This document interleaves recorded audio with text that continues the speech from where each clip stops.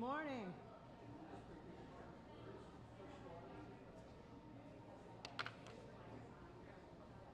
Let me just make sure this is on. Yeah, I'm not sure. Hello, hello. I think you should be.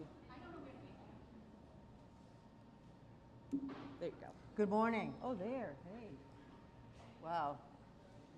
Thanks for being here. Listen, the SNAP program, Supplemental Nutrition Assistance Program, I think you've seen in the news, this was developed by former Minority Leader, Senate Minority Leader Robert Dole many years ago.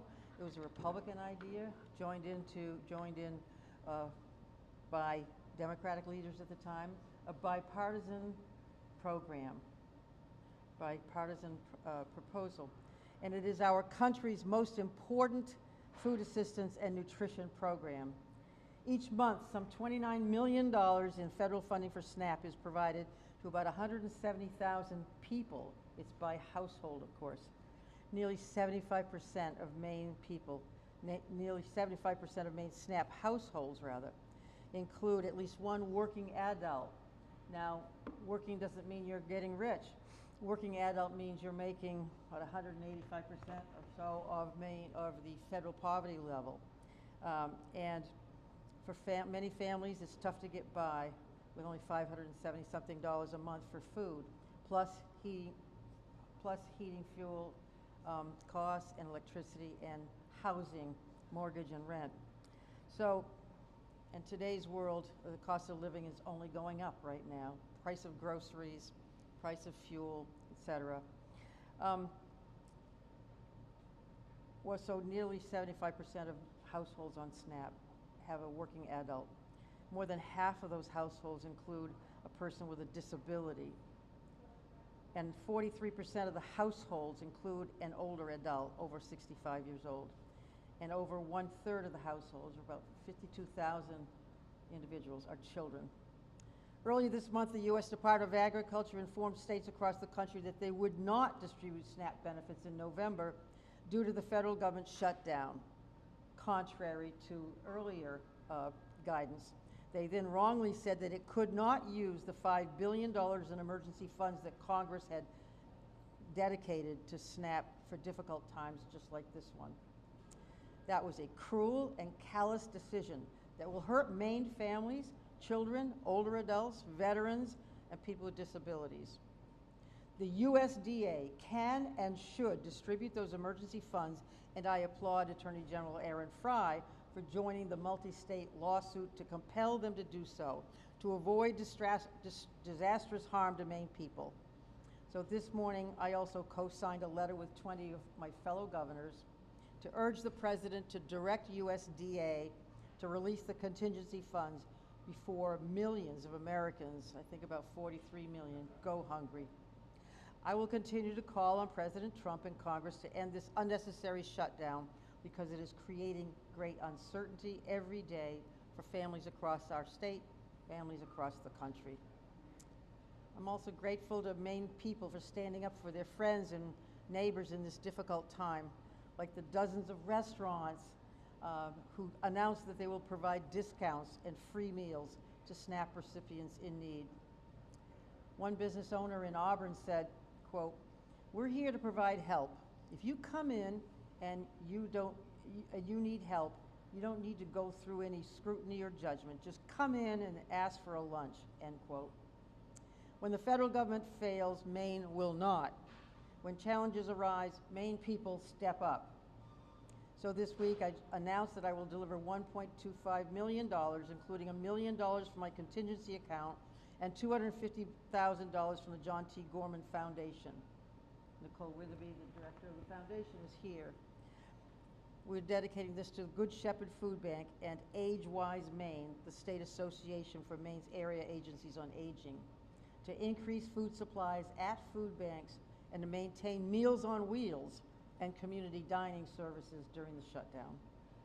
We're also adding $10,000 to the Hunters for the Hungry program, which pays the processing costs for hunters who donate bear, deer, and moose meat to food pantries. We welcome the venison. Look, SNAP keeps millions of people, including many, many children, from going hungry. The federal government needs to end this shutdown, but barring that, the USDA must immediately release the contingency funds that Congress provided to USDA, to SNAP, for emergencies just like this one. My administration will continue to do all we can to support Maine people who are harmed by this needless federal shutdown. I encourage all Maine people to contact your local food bank, to ask about making a donation, to check on your neighbors as well, and to support your community during these hard times. Thank you. I would like to call on Heather Paquette. Thank you, Governor Mills and the John T. Gorman Foundation for partnering to provide this generous funding that is so needed right now, as families across Maine are facing uncertainty about their SNAP benefits. We are grateful to have you standing with us during this challenging time. Good Shepherd Food Bank is the Feeding America food bank for the state of Maine. Most states have multiple Feeding America food banks. Maine has one, and we take that responsibility extremely seriously. We do all of our work through partnerships in a complex, interdependent food security ecosystem, which is featured over in that monitor. When we think about the food security ecosystem, we rely on different pieces of the ecosystem to work together and play their role. And when one piece shifts, we need to rely on others in a bigger way. Outside of this crisis event, we are always grateful for the role that the governor and her administration play in our food security work.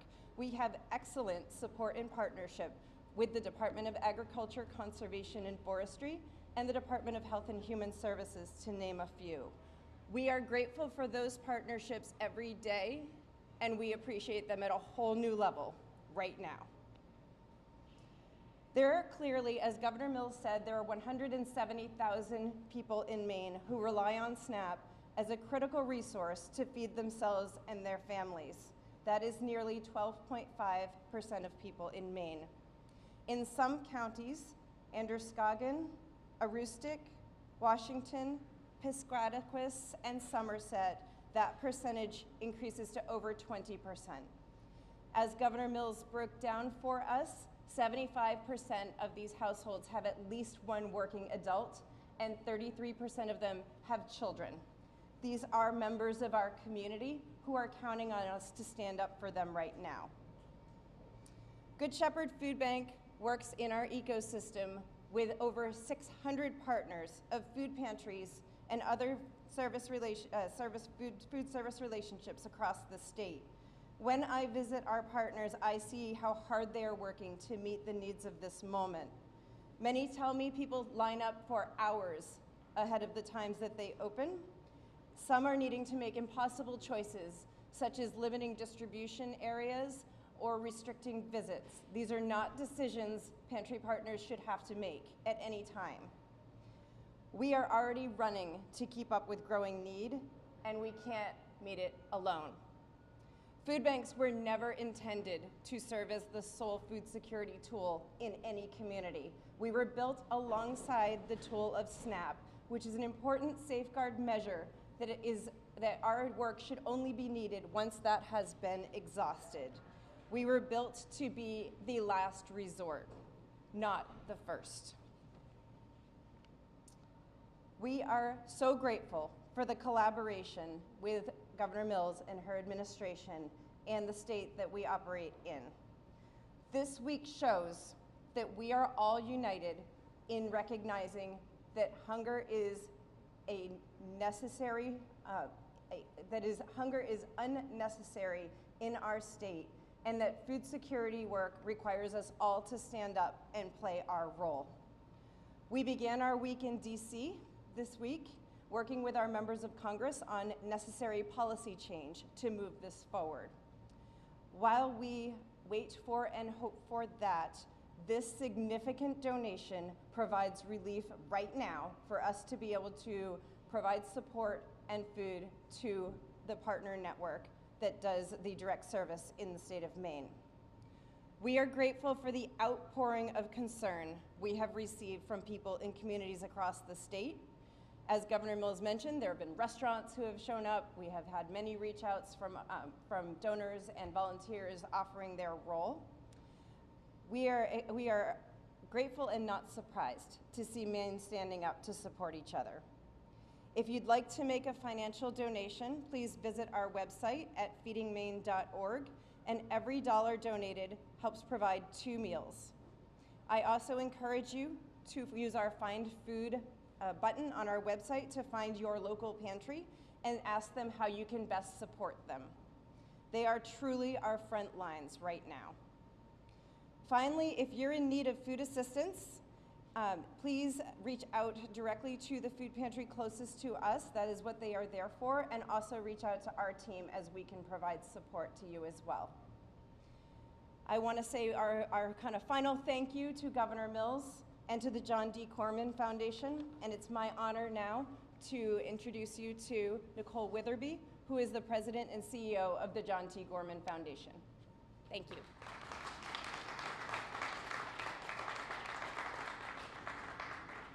Good morning. Let me just start by thanking Governor Mills for her leadership in this effort to secure funds to lessen the impact of this preventable crisis.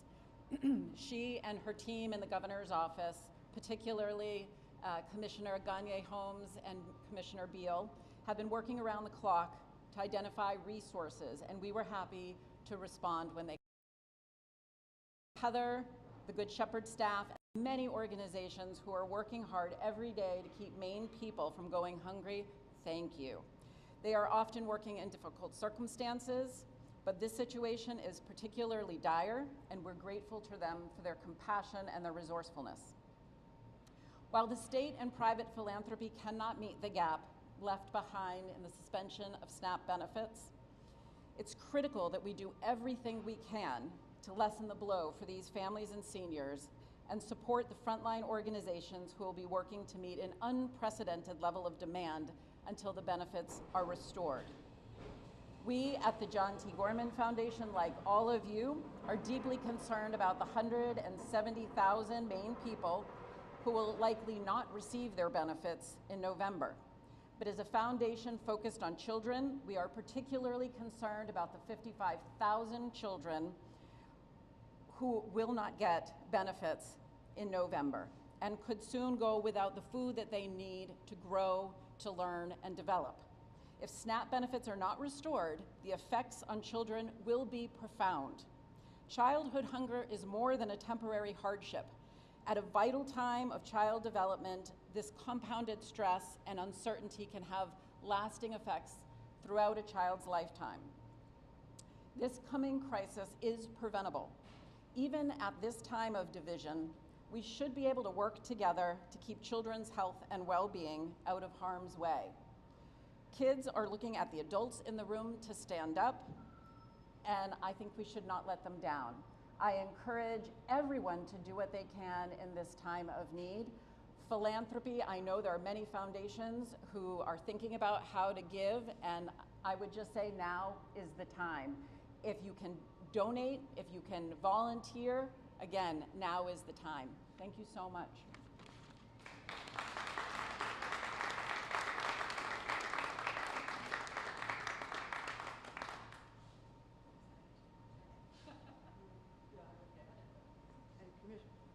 Commissioner Amanda Beal is also here, Commissioner of Agriculture, Forestry, and Conservation.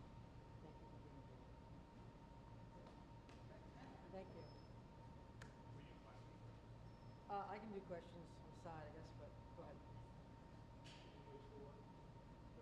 A tour would be good. A quick tour first, is that right?